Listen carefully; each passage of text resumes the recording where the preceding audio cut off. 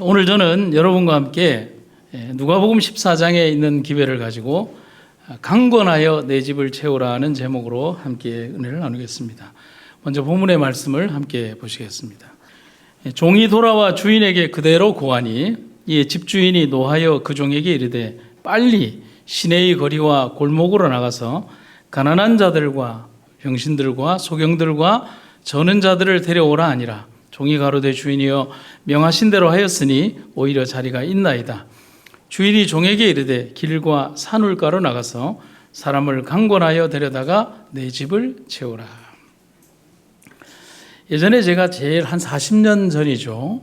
동네 교회를 처음 전도받아서 나갔을 때를 기억해 보면 그때 당시의 전도는 나름 재미도 있고 그렇게 어렵지도 않았던 기억이 납니다. 1년에 한두 차례씩 학생 전도회를 했는데 지금 어른 집회들처럼 저녁마다 그때 일주일 집회를 동네 교회에서 했습니다. 그것도 저녁에.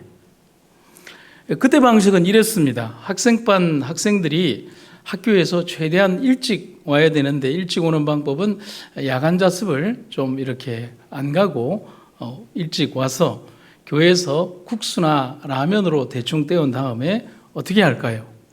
길거리로 나갔습니다. 무작정 전도지를 들고 나가서 버스 정류장이나 길거리에서 아무 학생들이나 붙잡고 교회 가자고 했습니다. 지금 같으면 턱도 없는 일인데요. 근데 그때 동네 교회가 그때 당시 부산에서도 꽤 큰 좌석이었는데 거기가 가득 들어찰 정도로 학생들을 메우고 또 메웠습니다. 일주일 내내.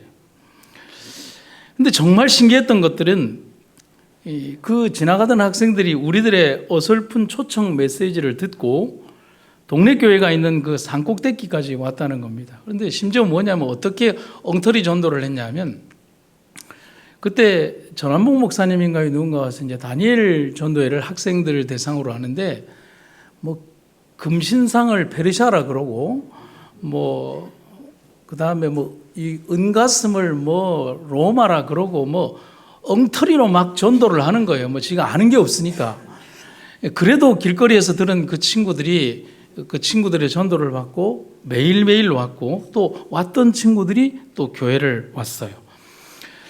그렇게 해서 한 주일 지나면 그 학생들이 교회 침례도 받거나 혹은 안식일을 지키기 위해서 그렇게 했던 기억이 납니다. 지금도 이제 교류를 하고 있는 제 믿음의 후배 가운데 이영선 사장이라고 있는데 그때 부산중앙교회에서 담스틱 목사님의 그때 한 달 전도회인가를 했죠. 그때 담스틱 전도회 때 한 달 집회를 꼬박 꼬고 나서 이 친구가 안식일을 그 부산 상고를 다녔는데 안식일 날 학교를 안 가고 교회를 온 겁니다. 그래서 학교에서도 퇴학을 당하고 집에서도 쫓겨났어요. 그래서 그 아이가 어떻게 됐냐면 그때 그 믿음의 후배였던 그 이사장이라는 그 친구가 교회 조그만 그 창고방, 짐 쌓아놓는 창고방에서 책상 위에서 몇 달을 지내면서 자기가 안식일 믿음으로 승리하는 그런 모습도 봤습니다. 그때 그랬어요. 그런데 성경학교도 그랬죠. 북과 깃발을 들고 방학 되면 학생들이 북과 깃발을 들고 명륜동 산 동네 일대를 북을 치고 돌아다니면 아무것도 안 줬는데 꼬리에 150명씩 달려옵니다. 그 아이들이 교회에 가득 들어졌어요. 그런데 너무 시끄러운 거예요. 이 아이들이 너무 많아서 통제가 안 되니까 제가 기억에도 선명했던 게 뭐냐면 교회 여집사님들이 교회 슬리퍼로 아이들을 때리는 장면도 봤어요. 그런데 그렇게 심하게 두드려 맞은 아이들이 그 다음날 또 옵니다. 안식일이 이제 토요일 날 발표하고 나면 종이로 만든 면류관이 무슨 금면류관인 것처럼 이렇게 다니면서 그렇게 했던 기억이 납니다. 지금 생각하면 상상할 수 없는 일이었는데 그때는 그게 가능했죠. 지금은 교인들로 교회 채우기도 힘든데 그렇지 않습니까? 그때는 삶은 찌들고 못 살았지만 순수한 사람들의 마음밭에 복음의 씨를 심기가 참 쉬웠어요. 그래서 우리가 아마도 해외 선교나 이런 것에 관심을 가지는 것은 그때의 정서를 그 사람들을 통해서나마 볼 수 있기 때문에 해외 선교를 가는 것이 아닌가 생각을 하는 겁니다. 지금은 기존의 신자들의 가슴에도 신앙의 열매는커녕 잎사귀도 시드는 시대가 되어버렸습니다. 그래서 지금은 전도하기가 너무 어려운 시절이 되어버렸습니다. 하지만 우리가 꼭 기억해야 되는 것은 사명을 잊어서는 안 됩니다. 어떤 분이 그런 얘기를 하죠. 1년에 한 번씩 가을에 왜 전도해야 합니까? 구도자도 별로 없고 때로는 부흥회하는 것처럼 하는데, 여러분, 우리는 우리 스스로가 어떤 수치적인 것을 바라보면 안 돼요. 우리는 나중에도 이 주제가 나오겠지만 우리는 우리의 일을 하는 겁니다. 우리가 어떤 누군가에게 보여지기 위한 것이 아니라 우리는 누가 뭐라든지 간에 우리의 일을 하면 되는 것이죠. 그래서 오늘은 여러분과 제가 전도회를 앞두고 선교에 대해서 함께 생각해보고 한번 고민해 보고자 하는 겁니다. 증언에 있는 말씀을 한번 보시겠습니다. 기회가 좋든지 나쁘든지, 참 표현이 그렇습니다. 기회가 좋든지 나쁘든지 모든 기회를 이용하여 하나님의 사업을 전진시키기 위해 준비하고 있어야 한다. 기회가 좋다라고 하는 것은 예배를 보는 장소와 시간의 특권과 사람들이 종교적 문제를 이야기하는 경우에 좋은 기회를 잃지 않도록 정신을 차리는 것을 말한다. 또 기회가 나쁘다 하는 것은 집 안에서나 들에서나 혹은 길가에서나 시장에서 그 기회를 따라 사람의 마음을 성경의 위대한 문제에 향하게 하며 사랑과 열성으로 하나님께서 요구하시는 바를 그들에게 이야기하여 알게 하는 것을 말한다. 사람들은 때를 얻지 못하였다고 생각하였기 때문에 이 같은 기회를 너무나 많이 그저 보낸다. 그러나 양심을 향하여 바란 지혜로운 충고가 어떠한 결과를 가져오게 될지 누가 알겠는가? 여러분, 여기에 누가 알겠는가의 그 결과가 바로 접니다. 제가 친구의 전도를 통해서 교회를 나왔고 목사의 길을 걷는 것처럼 여러분들 역시도 여러분들의 삶의 어느 정표에 누군가가 여러분들에게 전도했던 그 결과로 이 자리에 있는 거 아니겠습니까? 짧게 몇 가지를 한번 생각을 해보겠습니다. 첫 번째, 세상은 우리의 초점에 뭐하다고요? 세상은 우리의 초청에 무관심합니다. 일단 이거를 인정하고 들어가야 합니다. 예전에 대도시 전도회가 한창일 때 가장 빈번했던 전도 방법은 수많은 전도지를 뿌리는 일이었습니다. 기억하시죠? 불과 몇 년 전 일입니다. 그 방법은 지금도 유효하지만 그때는 특별히 더 그랬습니다. 그렇게 크지 않은 도시에 전도단을 초청하고 어떤 집회를 했는데요. 전도지를 몇 장을 돌렸냐면 그 작은 소도시에 그 소도시 인구의 2배가 되는 10만 장을 돌렸습니다. 소도시 인구는 5만 명인데 전도지는 10만 장을 돌린 거예요. 몇 명이 교인이 되었을까요? 나중에 끝나고 조사를 해보니까 전도지를 받고 집회에 참석해서 교인이 된 사람이 한 명 있었습니다. 그래서 한국연합회에서 그분에게 이름보다는 그분의 별칭이 따라다녔는데 그분의 별명이 10만 장이었습니다. 왜냐하면 10만 장 중에 한 명이 교인이 되었기 때문에.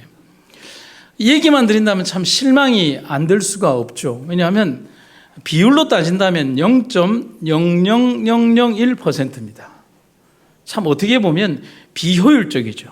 하지만 우리는 여기에서 뭘 생각해야 되냐면 수치가 파악하지 못하는 부분들이 있다는 거죠. 그것은 현재 집회에 참석한 사람이라는 한정된 결과에 대한 수치 이전에 언제일지는 모르지만 복음의 씨가 뿌려지고 마음밭에서 싹이 트고 자라날 수에 대하여 우리는 알지 못한다는 것입니다. 심지어 우리의 뇌 구조는 수없이 많은 것들을 기억하는데 수년 전에 읽었던 전도지의 한 구절마저도 수십 년 뒤에 기억이 날 수 있는 것이고 우리들 삶의 어느 경점에 우리가 읽었던 전도지의 한 구절을 보고서 하나님을 발견할 수도 있다는 거죠. 결국은 우리의 하는 일은 결과에 집착하는 것이 아니라 우리의 할 일에 매진하라는 것입니다.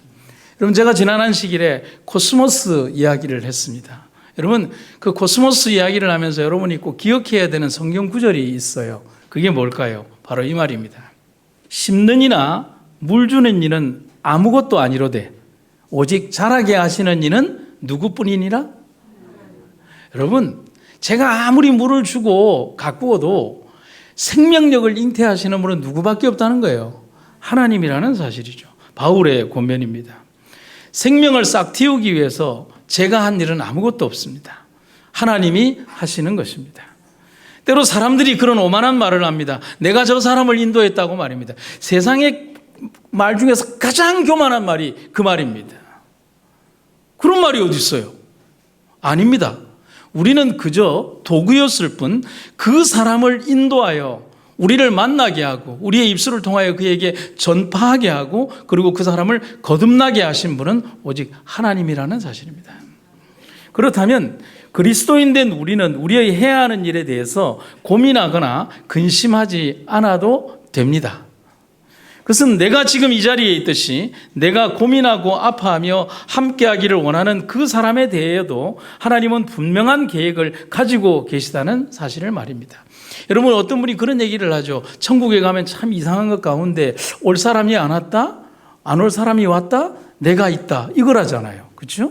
그러면 내가 있다는 그 사실이 그토록 놀라운 세계의 기적 중에 하나라면 분명한 하나님의 섭리가 나뿐만 아니라 내가 정말 전도하고 싶은 그 사람에 대해도 역사하고 있다는 사실. 그러면 하나님의 거룩한 성령이 그 사람에게 역사하도록 우리는 하나님의 성령의 도구로서 어떤 일들을 할 것인가에 대한 고민만 하면 되는 거예요. 몇 명이 교회를 왔다? 몇 사람에게 전도를 했다? 그 몇 사람이 침례를 받았다라고 하는 것이 중요한 것이 아니라 내가 주의 사업을 위하여 어떤 도구가 되었느냐가 가장 중요한 모체가 되지 않겠습니까? 본문의 말씀을 한번 보시겠습니다. 예수께서 그에게 말씀하셨습니다. 어떤 사람이 큰 잔치를 베풀고 많은 사람들을 초대하였다. 여러분, 제가 성경절 쓸 때 글씨 굵게 하는 거는 뭐라고요? 시험에 나온다고요. 제가 연말에 시험 친다고 했습니다. 시간이 되었을 때, 제가 아침에 새벽에 설교를 마무리하면서 이 두 문장이 가슴에 확 와닿았어요. 시간이 되었을 때 그 사람은 종을 보내어 초대한 사람들에게 알렸다. 준비가 다 되었으니 오십시오. 그러나 그들은 모두 한결같이 핑계를 대기 시작했다. 여러분, 마음에 좀 와닿는 생각이 있으십니까? 예. 제가 그 생각이 와닿은 거예요. 예수님의 비유에는 지금의 시대를 정확하게 간파하고 그리고 정확하게 지적하는 아주 직관적인 표현이 여기에 있습니다. 뭐라고요? 시간이 되었을 때. 그리고 모든 이들을 초대했지만 모두 한결같이 핑계를 대고 그들을 위해 준비된 잔치에 오지 않으려고 했다는 사실입니다. 우리는 여기에서 예수님이 말씀하시는 이야기에서 이 이야기가 그 시대가 아닌 어쩌면 멀리 내다보면서 지금의 시대를 지적한다는 사실을 우리가 다시 한번 생각하게 되는 겁니다. 왜냐하면 여러분, 우리가 필리핀에 갔을 때 그 조그만 쌀 봉지와 여러 가지의 헌옷에 그분들이 그렇게 좋아하고 모여들었습니다. 그렇지 않나요? 아마 교고지에 선교지들을 가면 다 그럴 겁니다. 여러분, 옛날은 다 못 살았어요. 근데 부자가 잔치를 배설했는데 안 와요? 여러분, 어떻게 보면 이 시대적 지적은 비유이기는 하지만 오늘의 시대에 해당되는 겁니다. 한번 보세요. 큰 부자의 잔치는 먹을 것도 많고 볼거리도 많습니다. 그런데 사람들이 관심이 없어요. 옛날 사람들은 이 두 가지가 다 부족했기 때문에 두 가지 조건 중에 하나라도 되면 무조건 갑니다. 먹을 게 있든지 볼거리가 있든지. 그런데 현재는 그렇지 않습니다. 기억할 것은 세 가지로 현대의 세상을 설명을 하면, 첫째, 요즘 세상은 예전처럼 가난하지 않습니다. 둘째, 세상 사람들은 자신이 좋아하는 것에만 관심을 가집니다. 셋째, 세상이 너무 바쁘다는 겁니다.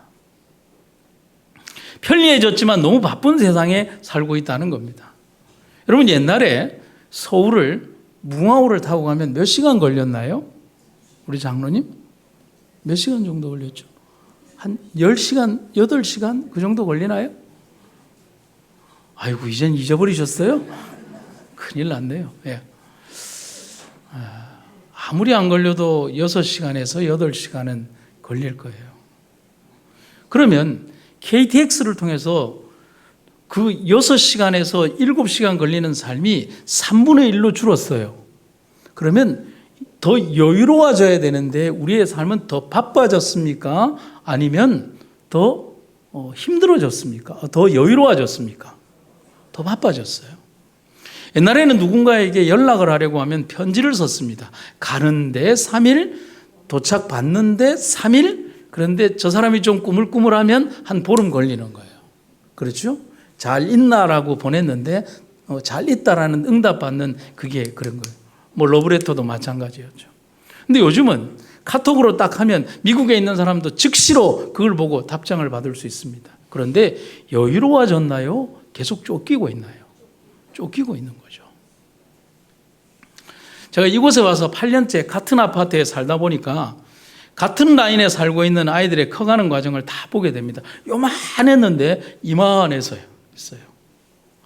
근데 한 몇 년 전에 어린아이가, 아주 조그만 어린아이가 할머니 손만 잡고 다니는 아이가 자라서 초등학교를 갔어요.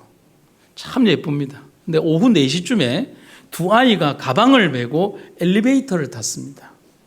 반갑기도 하지만 가방이 너무 커서 안쓰러운 마음에 학원 다녀왔어? 라고 우리가 질문을 했어요.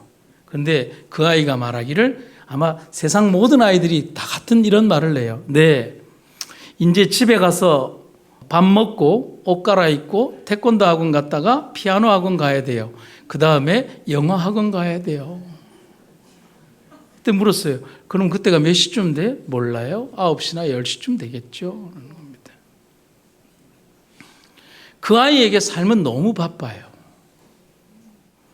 지금 여러분들이 그렇게 놀라실 일이 아닙니다. 왜 그러냐면 여러분의 자녀들은 안 그랬습니까? 많은 교회 신자들이, 우리 교회를 포함해서 대한민국의 많은 성도들이 그런 푸념을 합니다. 우리 교회 학생반이 잘 안 된다고, 우리 교회 청년반이 잘 안 된다라고 얘기를 합니다. 그거 아십니까? 교회 학생반에 와야 할 우리의 교인 자녀 아이들도 방금 그 아이들처럼 바쁜 삶에 쫓겨서 안식일에 교회가 아닌 학원에 가야 한다는 사실을 말입니다. 그래서 저는 항상 그런 고민을 했어요. 우리 부목사들이 고민을 할 때 그런 얘기를 합니다. 그렇다면 우리는 이 교회에 누구의 자녀로 우리의 교회를 채우기를 원하십니까? 우리의 고민인 겁니다. 한번 생각을 해봤어요. 잔치를 준비한 큰 주인의 준비를 생각해 봅니다. 여러분, 주인의 잔치는 자신의 만족을 위한 잔치가 아니었습니다. 그렇죠. 또한 이익이 되고 남는 잔치는 더더욱 아니었습니다. 그리고 사람들을 무조건 끌어다 놓고 잔뜩 홍보에 열을 올리고 그 다음에 화장지 몇 개 주고 몇십만 원짜리 물건 파는 그런 집회는 더더욱 아닙니다. 잔치에 대한 준비를 다 해놓고 사람들을 초대했습니다. 그때까지 사람들은 충분히 즐길 시간이 있었고 자신들이 해야 할 일을 할 수 있는 시간적 여유가 있었습니다. 그런데 모두 동일하게 잔치에 참여하지 못할 이유, 곧 핑계를 대고 있습니다. 바로 이 장면, 잔치에 참여하지 못하는 그러한 그들의 상태에 대한 핑계를 대고 있는 이 장면이 지금의 우리가 맞이하고 넘어야 하는 선교의 장벽이라는 겁니다. 여러분이 당장에 누군가에게 가서 교회를 와야 됩니다 혹은 오십시오라고 얘기하면 그들은 아마 될 수 있는 모든 핑계를 대면서 아마 교회를 오지 못할 겁니다. 집사님, 그렇지 않나요? 그렇죠. 내 남편이나 내 가족이나 내 자녀나 내 형제나 내 친구들이 세상은 절대로 쉽게 그들의 곁을 내주지 않는다는 겁니다. 그래서 꾸준한 노력과 관심 그리고 열정은 물론 삶에서 보여지는 성실함으로 그들에게 다가가야 한다는 것입니다. 그걸 잊어서는 안 되는 거예요. 그래서 이런 말이 있습니다. 제가 참 좋아하는 말인데요. 전도는 내 안의 풍성함이 빛으로 나타나는 것입니다. 여러분, 말 멋지지 않습니까? 같이 한번 읽어볼까요? 시작. 전도는 내 안의 풍성함이 빛으로 나타나는 것입니다. 여러분, 내 이 가슴팍 안에다가 하나님의 거룩한 은혜와 사랑을 가득히 담으면 더 이상 담을 수 없어서 가득히 터질 것 같잖아요. 그럼 그 안에서 이렇게 삐져져 나오면서 빛이 막 밖으로 삐져나오는 그런 상황 말이잖아요. 어두움을 빛으로 막 감싸려고 해도 그것을 다 담을 수 없어서 틈 사이로 막 삐져나오는 그것이 전도라고 하는 겁니다. 억지로 하는 게 아니라는 거죠. 초대교회 성도들의 삶에서 우리는 그 답을 찾을 수가 있습니다. 그들이 날마다 성전에 있든지 집에 있든지 예수는 그리스도라고 가르치기와 전도하기를 그치지 아니하니라.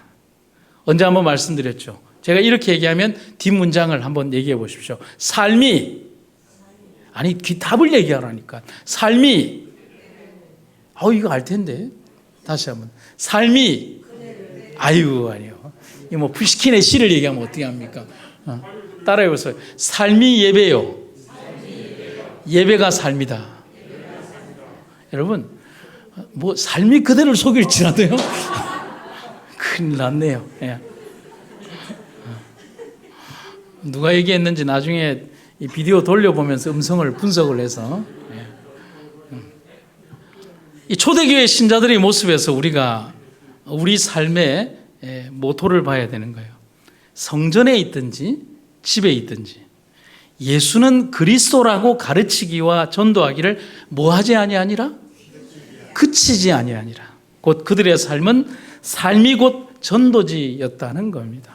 우리도 그런 삶을 살아야 되지 않겠습니까?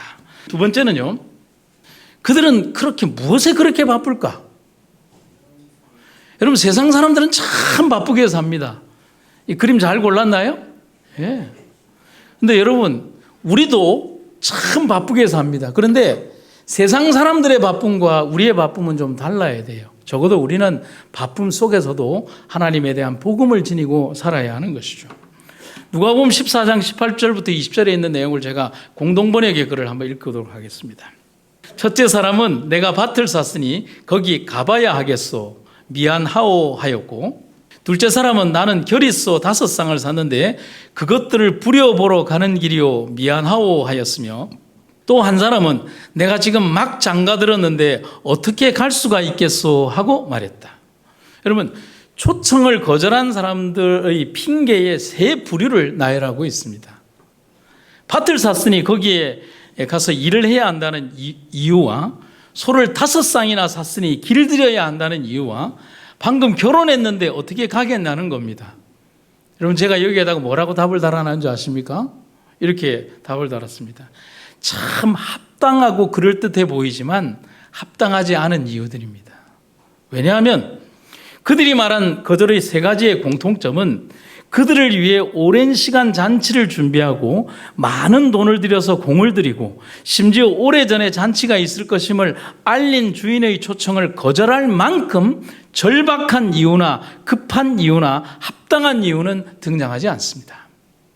그래서 성경의 다른 번역들은 동일하게 그들의 대답을 핑계라고 말하고 있습니다. 그래서 제가 이 성경절들을 찾아보면 8개의 번역본 가운데 6개가 핑계라는 단어를 쓰고 있습니다. 그런데 핑계의 사전적 의무가 너무 기막히고 복음적입니다. 한번 찾아볼까요? 핑계. 내키지 않는 사태를 피하거나 사실을 감추려고 방패막이가 되는 다른 일을 내세요. 소를 샀어요. 밭을 샀어요. 내 마누라 보러 가야 돼요. 이게 핑계인 겁니다. 내가 지금 이 큰 주인의 부르심에 참여하지 못하는 이유에 대해서 내가 핑계를 대는 3가지 이유를 방패막이로 내놓는 겁니다. 결국 핑계란 본질을 속이기 위한 거짓말이라는 겁니다. 그들은 거짓말을 지금 하고 있는 겁니다. 지금 당장 하지 않아도 될 일 혹은 미루어도 아무런 문제가 없는 일, 자신이 하고 싶은 더 재미있는 일들을 위해 구차한 이유를 대고 있는 겁니다. 하지만 그들의 그런 선택은 값비싼 대가를 치루어야 한다는 사실을 잊어서는 안 됩니다. 초청에 대한 거절은 그들을 위해 준비된 주인의 모든 특별한 선물을 거절하는 것과 같다는 것입니다. 그래서 마태복음 24장은 의미 있는 평행성경절이라고 할 수가 있습니다. 노아의 때와 같이 인자의 임함도 그러하리라. 홍수 전에 노아가 방주에 들어가던 날까지 사람들이 먹고 마시고 장가들고 시집가고 있으면서 홍수가 나서 저희를 다 멸하기까지 깨닫지 못하였으니 인자의 임함도 이와 같으니라. 여러분, 노아의 초청은 몇 년간 계속되었습니까? 120년요. 사람들은 얼마나 바빴나요? 사람들은 120년간 바빴어요. 노아의 초청이 120년간 계속되었는데 세상 사람들은 120년 동안 계속 바빴어요. 아마도 여러분과 제가 초대할 사람들은 일평생 동안 전도를 했음에도 불구하고 일평생 동안 다른 일에는 한가하지만 교회 오는 일에는 바빠서 못 온다라고 한 사람들도 있을 것입니다. 세상이 혹은 세상 사람들이 안 바빴던 적은 한 번도 없습니다.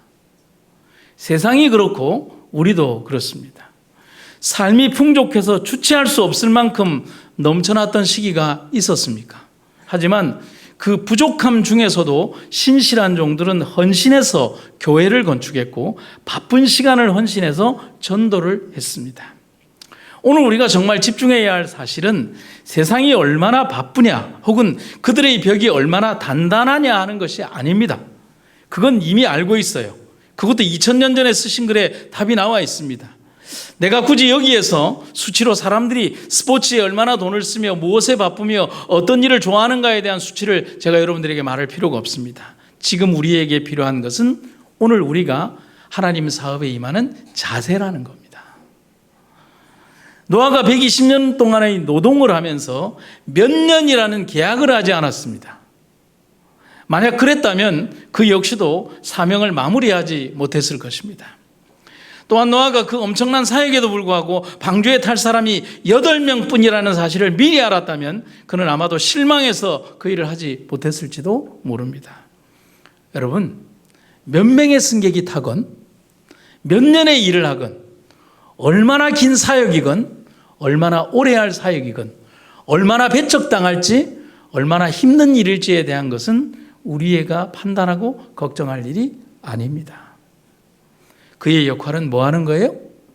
방주를 짓는 겁니다. 우리도 그렇습니다. 우리는 우리의 일을 하면 됩니다. 아멘입니까?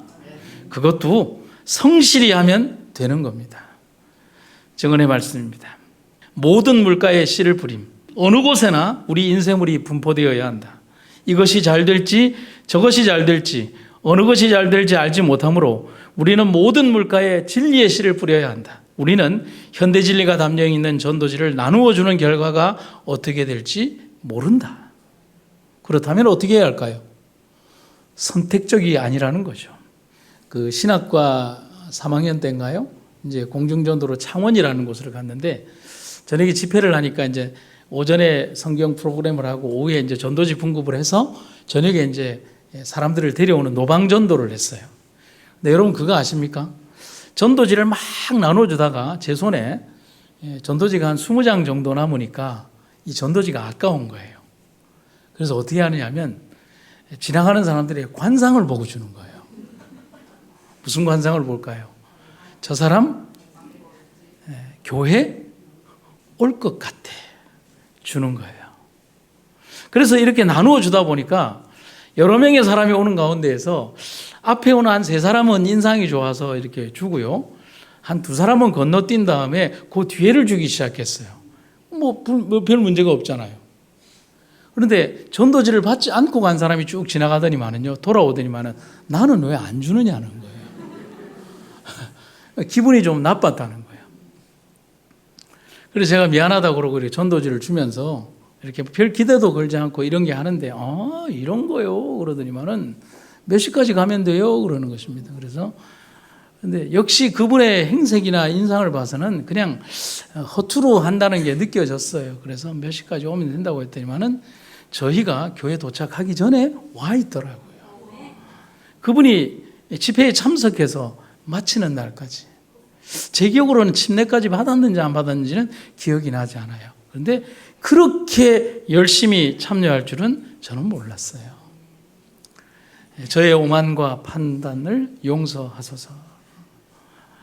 여러분, 우리는 우리의 하는 일들에 대한 결과를 우리 스스로의 평가의 작업으로 하는 우매함을 버려야 한다는 사실인 것입니다.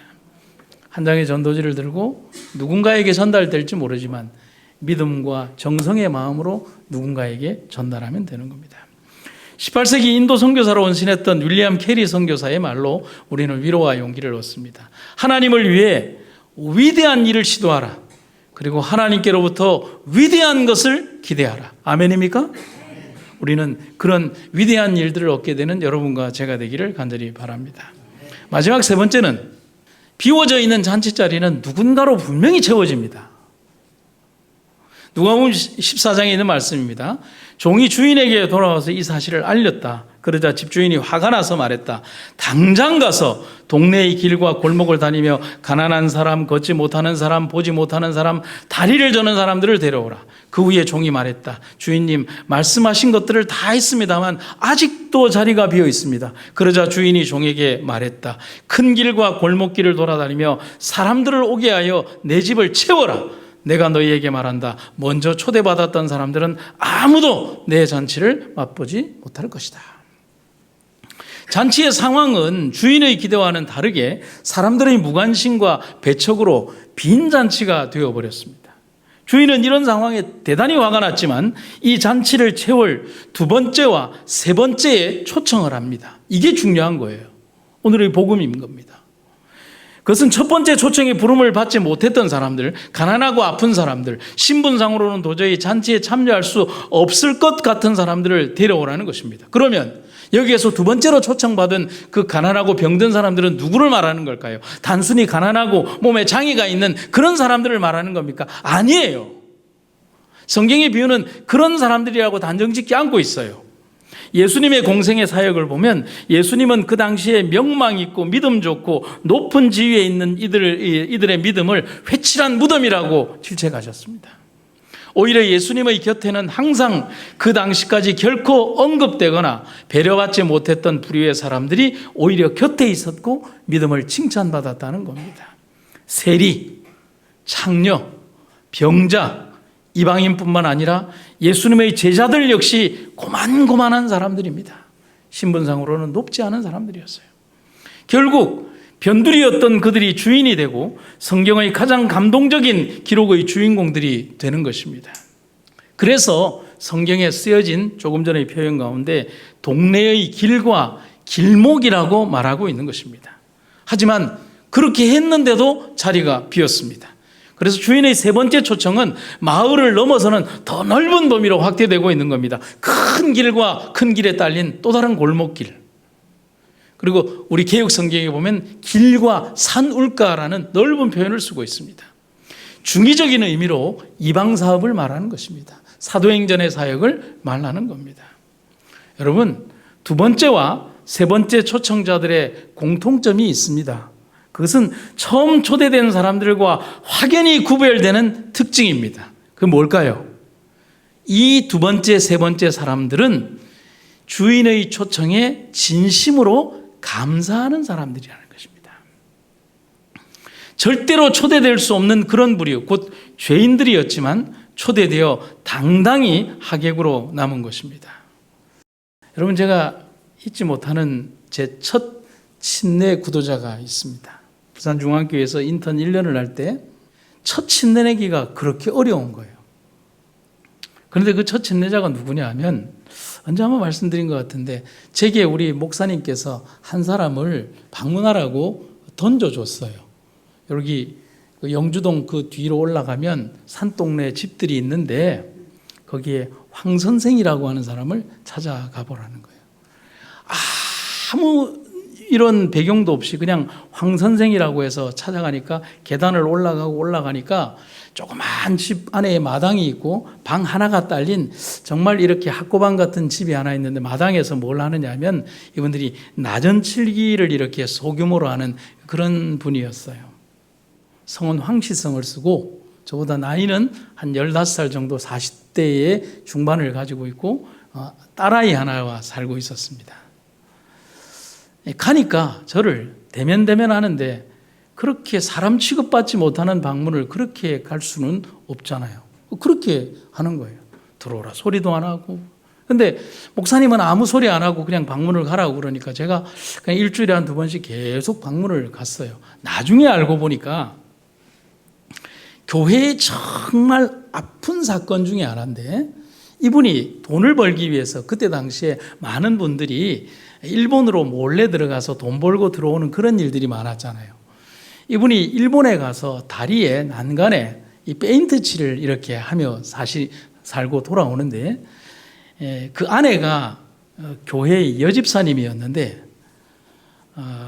남편이 돈을 벌러 간 사이에 교회의 다른 분과 안 좋은 행동을 해서 두 분이 도망을 가버린 거예요. 그리고 딸만 남겨진 상태에서 급히 일본에서 귀국을 한 겁니다. 여러분, 그분이 교회에 대해서 가지는 생각이 어떤 생각을 가질까요? 짐승이나 금수보다 못한 존재들이 교회라고 생각하지 않겠습니까? 그런데 목사님이 저에게 그 집을 방문을 가라고 했으니 제가 사람 대접을 받았겠습니까? 그런데 자주 가는 데는 정이 난다고 제가 하도 가니까 나중에는 마당까지 들어오라 그러고 나중에는 방에도 들어오라 그러더라고요. 그래서 이런저런 얘기를 하다가 나중에 집사님들이 왜 그 집을 가냐고 그러더라고요. 그래서 목사님이 가라고 해서 갔다고 그랬더니만은 그분들이 얘기하기를 사정을 쫙 설명을 하는데, 이거는 제가 두드릴 수 없는 벽을 두드리고 있다는 것을 그때서야 한 겁니다. 한 2달 정도 방문을 간 다음에. 그런데 어떻게 해요? 이미 그 집 가는 거는 저의 일상의 코스가 되어 있고, 항상 들어갈 때 이랬거든요. 황성님 좋았습니다 이러고 이제 들어가면 어디서 이상한 놈 하나가 계속 오니까 참 싫기는 싫은데 그래도 매일 오니까 적적하지 않아서 좋았던지 그 딸하고 놀아주고 하니까 좋았던 모양입니다. 그래서 이런저런 얘기를 하다가 11월 달 전도회가 되었는데 황성님에게 그랬어요. 제가 왜 그랬는지 모르겠어요. 교회 나오세요라고 했습니다. 여러분, 그 초청은 참 하기 어려운 초청 아닙니까? 그러니까 그분이 피식 웃는 겁니다. 그리고 제가 한술 더 떠서 교회 나와서 침례 받으세요라고 했습니다. 이거 모르면 용감한다고요. 그냥 경험이 없으니까 성경적 지식도 잘 없고 그러니까. 전도회가 진행되는데 그분이 안 왔어요. 근데 금요일 저녁에 마지막 집회를 하는데 집회가 중반을 넘어가는데 황 선생님이 중앙교회 문 뒷문을 열고 모자를 푹 뒤집어 쓴 채 와서 제일 뒷자리에 앉는 거예요. 오셨어요. 아내가 가장 큰 상처를 남기고 간 그 교회를 다시 온 겁니다. 끝나고 나서 딱히 할 말이 없는데 그분이 저기 그런 얘기를 하는 거예요. 밥 잡쌌습니까? 근데 그런 때는 또 안 먹어야 된다고 하는 룰이 있어서 안 먹었다고 하니까 중국집을 가자고 그러더라고요. 그래서 중국집에 가니까 그분이 짜장면 2그릇을 시켜서 먹더니만은 다 먹고 난 다음에 제게 이런 얘기를 합니다. 내가 도대체 어떻게 해야 하겠습니까? 제게 질문을 하는 거였어요.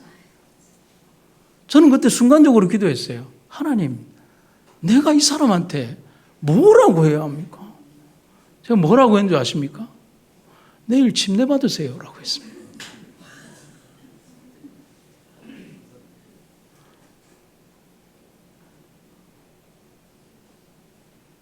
그분이 한참을 있더니만은 그러지요.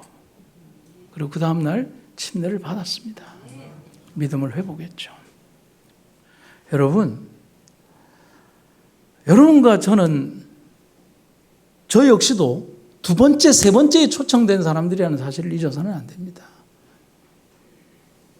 복음의 자리와 사명은 절대로 빈 공간으로 남겨지지 않습니다. 우리가 그걸 기억하시기를 간절히 바랍니다. 지금도 그때의 일을 생각을 하면 우리가 주의 사역을 위해 할 수 있었던 일이 무엇인가? 주께서 우리를 위하여 어떤 일을 하시는가에 대한 분명한 하나님의 섭리를 우리는 보게 되는 것입니다. 어떤 분이 이렇게 우리에게 권면을 주셨어요. 눈물로 개척교회를 건설을 하고 100명의 성도를 모은 날 눈물로 새벽 기도를 하면서 성도들에게 썼던 전도 10계명이 이겁니다. 기도로 시작해서 기도로 끝내십시오. 사람들을 두려워하지 마십시오. 외모를 깨끗하고 단정하게 하십시오. 상대방이 냉담하고 거칠게 반응해도 겸손과 미소로 축복을 하십시오. 처음부터 끝까지 성령의 인도를 따르십시오. 상대방의 말을 잘 듣고 칭찬해 주십시오. 간증을 하되 자기 자랑이 아닌 하나님께 영광을 돌리십시오. 중도에 포기하지 말고 끝까지 방문하십시오. 전도 노트를 만들어 이름과 경과를 기록하고 수시로 기도하십시오. 날마다 시간을 정해놓고 습관적으로 전도하십시오. 그리고 오늘 연락하십시오. 제가 말씀을 마치면서 한 분의 이야기를 들려드리겠습니다. 한 5개월 전인가 6개월 전쯤에 한 교우님 한 분이 자신이 연말 전도회에 꼭 전도하고 싶은 구도자가 있다고 하면서 소개를 하셨습니다. 근데 그분이 예전에 우리 병원에서 근무를 했던 분이라고 말을 합니다. 그리고 그분의 현재 사업장에도 교회 성도의 인척이 근무를 하고 있다고 합니다. 그러면서 그 사업장에 티켓을 하나 끊어놨으니 한번 가보라고 하면서 티켓을 저에게 줬습니다. 피부 마사지 티켓을 줬습니다. 가서 받으면서 얘기를 하라는 거예요. 이게 그분들은 현재 시내에서 피부 마사지 샵을 하고 있는데 그들을 11월 전도회로 이끌기 위해서 전도하기 위해서 다녀왔다는 겁니다. 그분의 전도는 이렇게 일찍 이미 시작되었었습니다. 그리고 저희 부부에게 목사인 제가 그분들과 만나는 방법은 목사님이 마사지 받는 방법밖에 없는 것 같아서 마사지 티켓을 끊어서 저에게 줬다는 겁니다. 고민을 했습니다. 여러분 한 8년 같이 살았으니 제 성격 어떤지 아시죠? 제가 우락부락해 보여도 쑥스러움 많은 거 아시죠? 예. 그래서 제가 여기 병원 식당에도 잘 안 갑니다. 쑥스러움이 많아서. 근데 다른 데도 아니고 피부 마사지 샵이라. 부끄러움이 많아서 일반 미용실에는 가지도 못해서 제일 만만한 정현자 집사님 미용실만 가는데 제가 피부 마사지 샵에 가서 이걸 어떻게 하고 있느냐. 하지만 그분이 옳았습니다.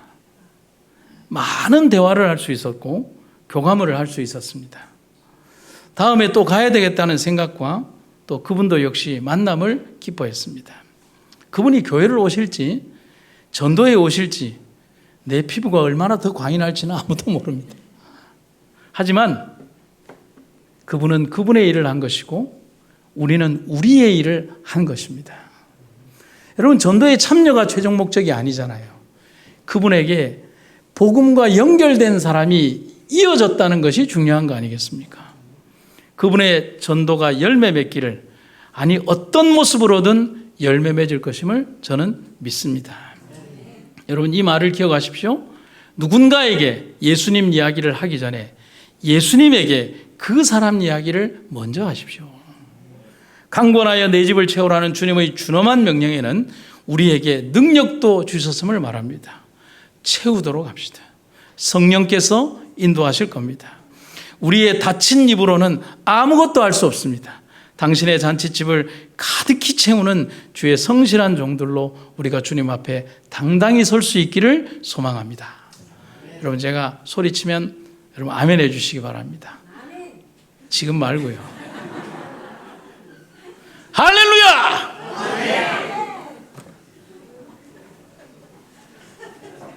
우리를 부르신 하나님의 귀하고 아름다운 은혜를 인하여 감사드립니다. 우리의 연약하고 모난 것 돌아보지 않으시고 예쁘다 아름답다 하시며 우리를 품어주시며 우리를 통하여 일하시는 하나님의 귀한 은혜를 인하여 감사드립니다. 이제 우리가 준비한 말씀의 성회가 하나님의 거룩한 축복 속에서 많은 이들에게 빛으로 전달될 수 있게 하시고 많은 열매를 거둘 수 있게 하여 주시옵소서. 또한 하나님의 크신 은혜가 비록 이 교회를 나오지는 못하지만 어려운 가운데에서도 하나님의 말씀을 접하고자 하는 이들에게 큰 빛과 은혜가 되게 하여 주시옵소서. 오늘도 우리를 이끌어 주신 하나님 은혜를 너무나 감사드리며 예수님 이름으로 기도드립니다. 아멘.